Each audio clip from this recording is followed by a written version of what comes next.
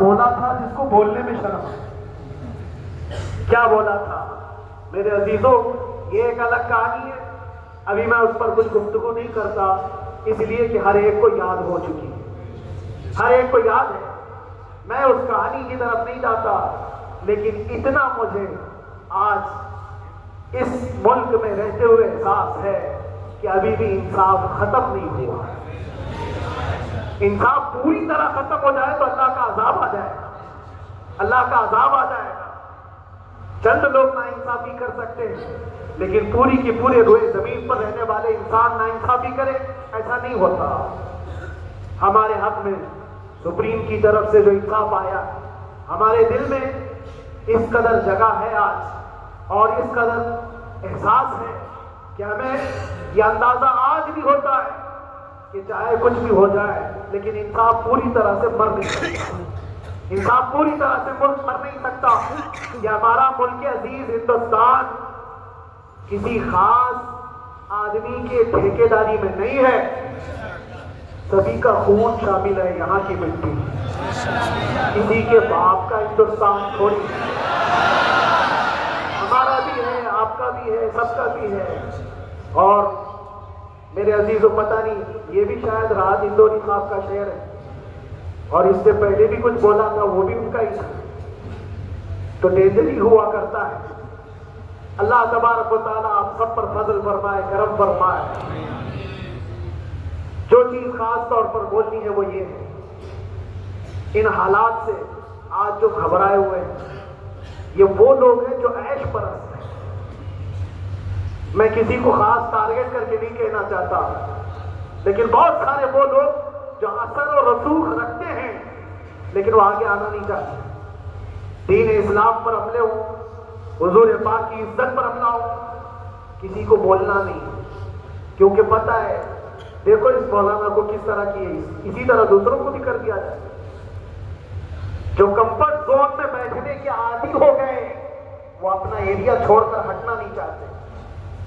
اگر میں کچھ کہوں گا حضور پاک صلی اللہ تعالیٰ علیہ وسلم کی ناموس کے لیے تو میرا عیش خطرے میں آ جائے گا. اکثر کی یہی سوچ ہے. میرا تو اپنا دھندا ہے، میرا بزنس ہے، میرے بیوی بچے ہیں. ہو سکتا ہے مولانا کو کسی چیز کی فکر نہیں ہوگی. آپ کو میں بتاؤں، آپ کو اندازہ نہیں ہمارے دل میں ہمارے بچوں کی کتنی محبت ہے. میرے بھی چھوٹے سے بچے ہیں، جب وہ جیل کی سلاخوں کے سامنے آ کر آنسو بہاتے تھے تو دل پر چھریاں چلتی تھی. وہ بچے جو ہمیشہ ہمارے سینے پر سوتے رہے، آج میں ان کو چھو بھی نہیں سکتا. جب وہ سلاخوں کے پیچھے کھڑے ہو کر دور سے رو کر کے چلے جاتے 15 منٹ، تو کیا ہمارے دل میں بچوں کی محبت نہیں؟ کیا ہمارے گھر بار میں ہماری بہنیں، ہمارے بھائی، ہماری ماں نے کتنے تو دن ایسے ہوئے کہ میری ماں کو دورے پڑتے رہے یاد کے لیے؟ تو کیا وہ ہمارے اوپر کیفیت نہیں آتی کہ ہم خامخواہ یہ مصیبت کیوں بولنی؟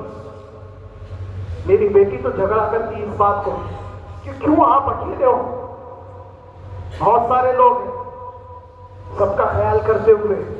لیکن میرے عزیزوں، یہ ان کی اپنی محبت ہے. سارا ایک پریوار اور اس سے زیادہ میرے شاگردوں کی ایک دنیا ہے. کتنے ایسے ہیں میں جانتا ہوں کہ 8 مہینے تک نرم غذا نہیں کھائی میرے ان بچوں نے.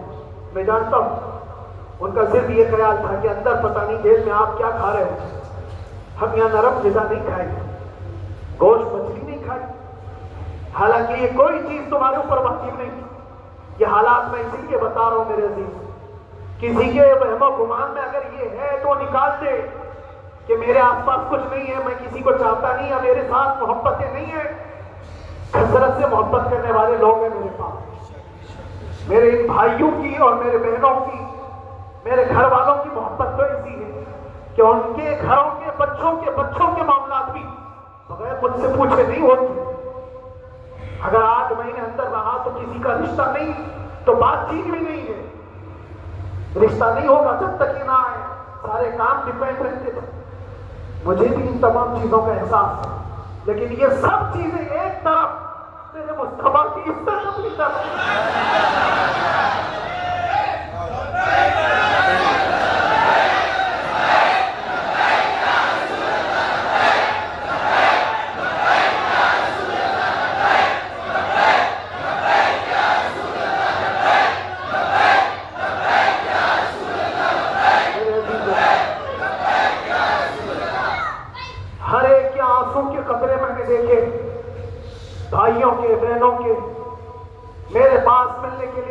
شاگرداتے اٹھ کے یہ اکثر جب جیل کی دیوار پر آ کر کھڑے ہوتے، ان کی آنکھیں لال، یہ آنسو بہاتے 15 منٹ ملاقات کر کے چلے جاتے. آپ کو کیا اندازہ ہے اندر کے حالات ایک دن 1 سال کے برابر لگنے لگتا ہے. گھٹتے رہتے، لیکن ایک بات کا احساس بار بار ہوتا کہ یہ ساری محبتیں ایک طرف ہے، لیکن ہم جس کے لیے کھڑے ہوئے ہیں اس کی محبت میں کوئی سمجھوتا نہیں، اس کی محبت میں کوئی سمجھوتا نہیں.